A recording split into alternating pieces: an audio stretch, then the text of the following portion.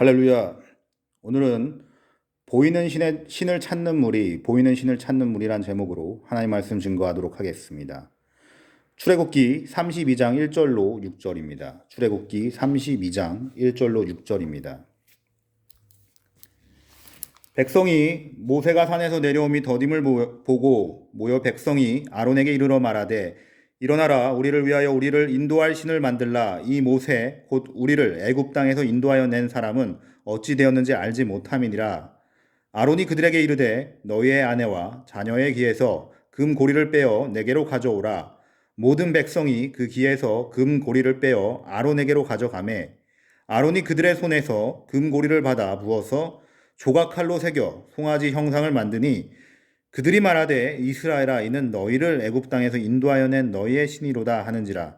아론이 보고 그 앞에 제단을 쌓고 이에 아론이 공포하여 이르되 내일은 여호와의 절일이니라 하니 이튿날에 그들이 일찍 일어나 번제를 드리며 하목제를 드리고 백성이 앉아서 먹고 마시며 일어나서 뛰놀더라.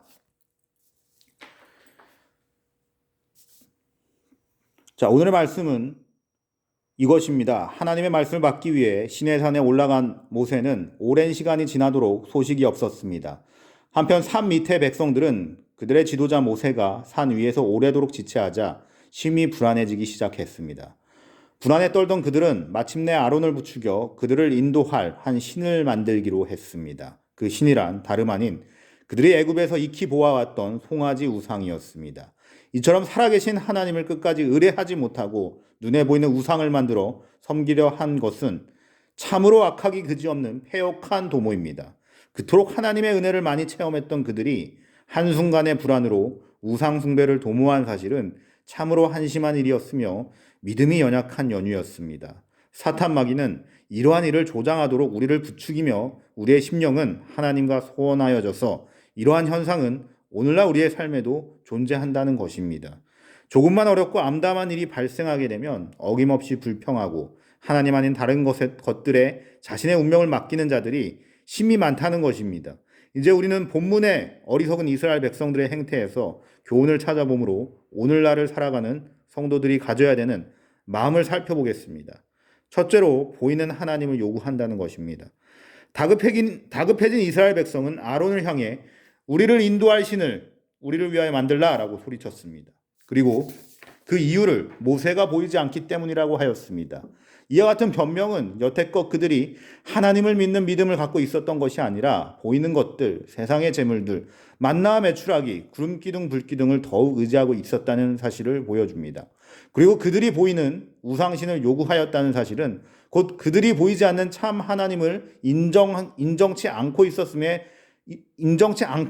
증거합니다. 성도 여러분, 오늘날 교회 내에도 이러한 무리는 존재한다는 것입니다. 사탄은 신자들에게도 어리석게도 표적과 이적을 구하고 인간관계에 얽매여 신앙생활하게 만들고 삶을 패역하게 만듭니다. 삶을 오염시키고 있다는 것입니다. 실로 그들은 성령 속에 계시는 하나님보다는 세상 재물과 보이는 것들을 숭배하고 이적을 중시하며 말씀보다는 눈에 보이는 손에 잡히는 표적을 구하는 무리라는 것입니다. 더욱이 그들은 송아지를 향하여 너희 신이로다 라고 외친 어리석은 이스라엘 백성처럼 말씀에 기초한 믿음을 저버리고 표적을 향하여 몰려다니며 그러한 이적과 표적을 경험해야 비로소 올바른 신앙생활을 하는 것으로 여깁니다. 또한 사탄은 우리에게 만족할 만한 표적을 얻지 못하면 크게 실망하여 교회를 떠나거나 하나님의 존재를 부인하게 만드는 것입니다.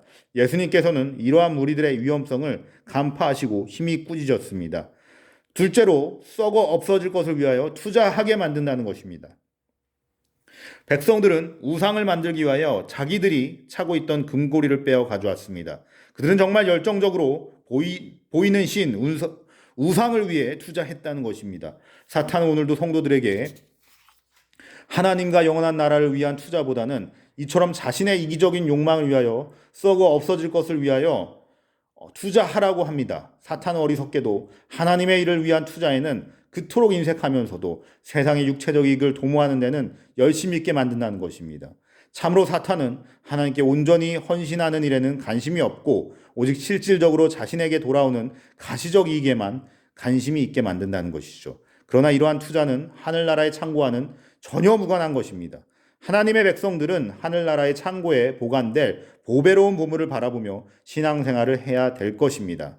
셋째로 육체의 향연을 즐겨 한다는 것입니다. 사탄은 백성들을 어리석게 만들어 백성들은 자신들이 만들어 놓은 송아지 우상 앞에서 먹고 마시며 일어나서 뛰놀았습니다. 이것은 다분히 타락한 이방 풍속의 모방으로서 거룩하신 하나님의 권위와 영광을 무시하는 처사였다는 것이죠.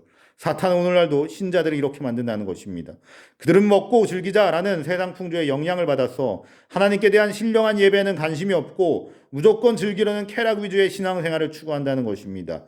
참으로 교회가 영혼 구원에 대한 관심보다는 육체의 쾌락을 위한 각종 행사에만 관심을 쏟는다면 그것은 분명 사탄의 공격이요 신앙 공동체를 없애려는 사탄의 계계일 것입니다. 어떤 면에서는 교회가 교회의 양적 부흥을 목표로 삼고 그를 위해 오락적 행사를 추구하여 그릇된 가치관을 심어줌으로써 육체적 향연을 추구하는 무리들의 정당성을 부여했는지도 모르겠습니다. 그러나 분명히 할 것은 썩어질 육체적 욕망과 향연에 심취하는 개인과 집단은 반드시 여호와의 준엄한 심판을 받게 된다는 것입니다. 성도 여러분, 결국 우상을 만들거나 거기에 절하지 말라는 하나님의 경고를 무시했던 이스라엘 백성 중 3,000명이나 되는 무리들이 금송아지 우상 사건으로 인해 비참히 죽어갔습니다. 실로 하나님을 진노케 한 자들은 그 누구도 살아남을 수 없습니다. 그러나 불행히도 오늘날 교회 내에서도 이러한 무리들이 존재한다는 것입니다. 그들은 보이는 신을 추구하고 썩어 없어질 것을 위하여 물질과 시간을 투자하며 육체의 향연을 즐기는 참으로 방자한 무리라는 것이죠. 그들은 결코 거룩하신 하나님 앞에서 온전치 못할 것입니다. 성도 여러분, 바쁜 걸음을 멈추고 잠잠히 우리 스스로를 한번 점검해 보기로 합시다. 내가 소유한 신앙이 과연 죽임을 당한 이스라엘 백성들이 가졌던 잘못된 신앙과 동일한 것이 아닌지, 그렇다면은 우리는 이른 봄에 농부가 묵은 땅을 기경하듯이 그릇된 신앙을 청산하고 성경에 당신 자신을 충분히 계시해 보이신 하나님께 대한 확고한 믿음과 바른 신앙을 소유하도록 해야 된다는 것입니다. 기도하고 마치도록 하겠습니다. 하나님 아버지 감사합니다. 오늘 이 예배를 통하여서 아버지 사탄이 우리의 심령 가운데 어떤 마음을 심어놓는지, 또한 우리는 그 마음을 어떻게 버리고 또한 하나님께 나아갈지 아버지 기도하게 하시고, 아버지 제사를 통해서 우리의 지난 가오들을 덮어주시고 하나님께 다시 새롭게 나아갈 수 있도록 하나님 아버지 축복하여 주시고 역사하여 주시옵소서. 이 모든 말씀 예수님 이름으로 기도드렸습니다.